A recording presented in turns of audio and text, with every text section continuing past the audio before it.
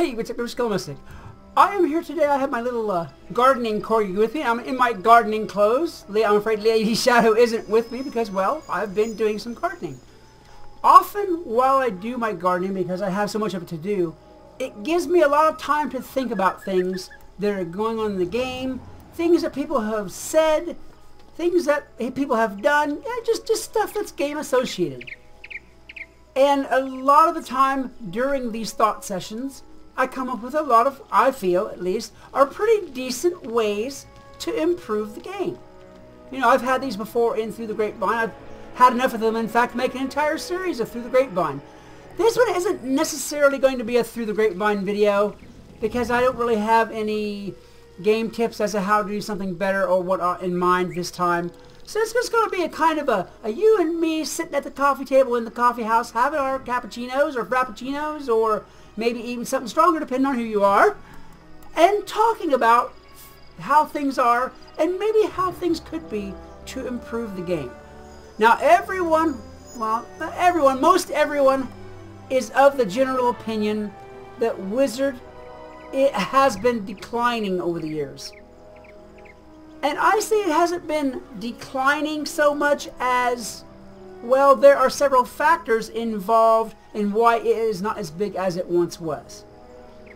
First things first, back in the day whenever Wizard101 started, there weren't nearly as many competing MMOs out there for players to plunk down their hard-earned money on. There just wasn't. Wizard101 was one of the early ones, along with Warcraft and whatnot like that. And there were less choices for players, which meant there would be more players in a given place, which happened to be Wizard101 or Warcraft at that time. Fast forward now 10 years, and there is a lot bigger market out there. Game devs are working and slaving and beating themselves to death day and night and 24 hours a day in and out, making up games to go out there and get players money, to get their cash, to get their time on the play, and to, well, feed their kids and pay their bills, just for whatever reason. Anyhow, that being said, because of that, one of the things that I often hear about Wizard101 is that they need to upgrade the graphics, that they need to change the quality of the game.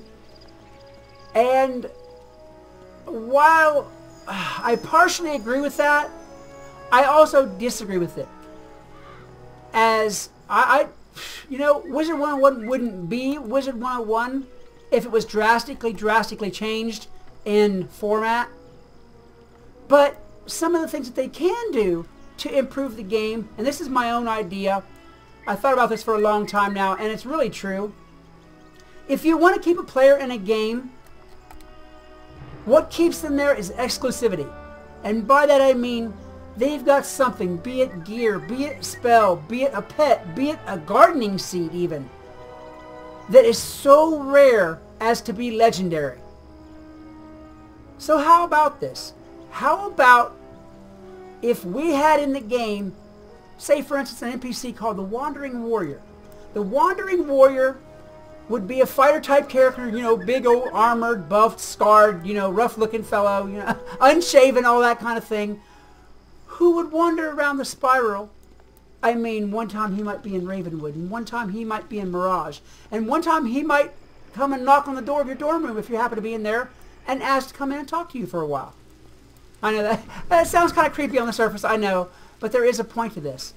The point would be that the Wandering Warrior would be completely random as to where and how long he appeared, but what he would do is either give you a legendary item, and by legendary I mean something that's so stupendous that it just drops your jaw.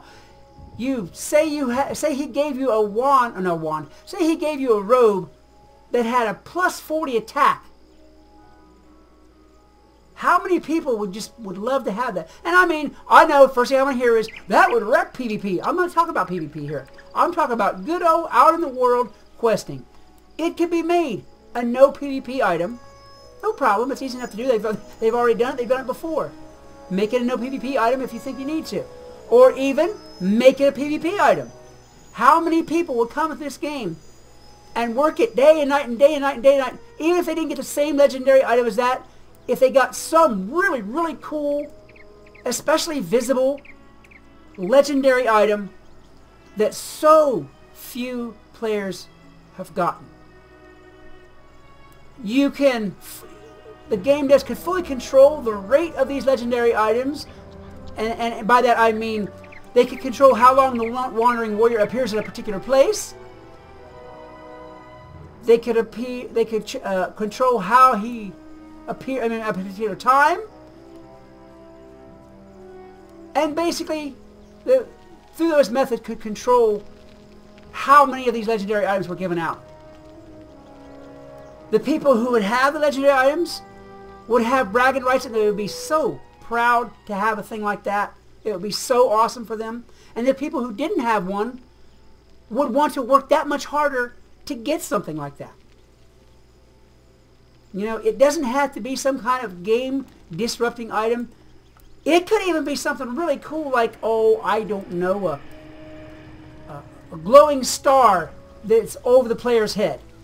You know, like a moonbeam or some kind of thing like that.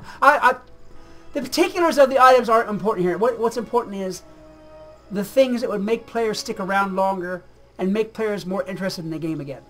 And it doesn't have to be limited to gear with the Wandering Warrior. You could have, say for instance, a scholar. Some hooded and robed and cloaked figure similar to old Cobb that runs around. He would be the road scholar. And you'd see him, maybe you'd see him in the bazaar one day standing there in the corner watching people. Maybe you'd see him in your school whenever you went to go train up spells. Maybe you'd see him out on the road. Road scholar makes sense. Just anywhere that you might see him. And he would give you a spell that was legendary. Say, for instance, a spell that once per day killed all opponents against you out of the PvE world. You definitely couldn't make that one PvP. I think people would be wrecked. They would. But a spell or something along those lines is just so incredibly awesome. It could be a spell that did an effect, like allowed you to cast a rainbow or a whirlwind in the commons, or, you know, allowed you to do an AoE spell in the commons where it would make it rain or snow or whatever. Something along those lines. Something that is just so exotic, so legendary, and so exclusive that people would be dying to have it. Even more, you could have the Earth Mother, a golden cloaked dryad. You know, she's cloaked in fall leaves or an icy cape, depending on the season. You know, spring leaves or whatever. You could have an Earth Mother dryad who you'd find the same way you would the warrior and the scholar, just here and there and everywhere randomly, and only for a limited amount of time, here and there, who would give you a seed. Maybe that seed would give you a pet snack for 100 energy. Maybe that seed would give you a jewel, similar to what the jewel plants do now, except a really, really stupendous jewel. Fill all stats to max. You know, make your pet into a max stat character, or max stat pet, with that jewel. You know, some kind of plant that's really, really cool, really well designed and thought out, and gives you some kind of a legendary thing that you just cannot help but be bursting with pride about. Think about that for a minute. How would you like to have a set of armor that like flashes like diamonds whenever you're in the commons, or a rhino pet that you could actually ride as a mount as well? I mean, just the possibilities for these legendary items are just limitless. They're as limitless as this game can be.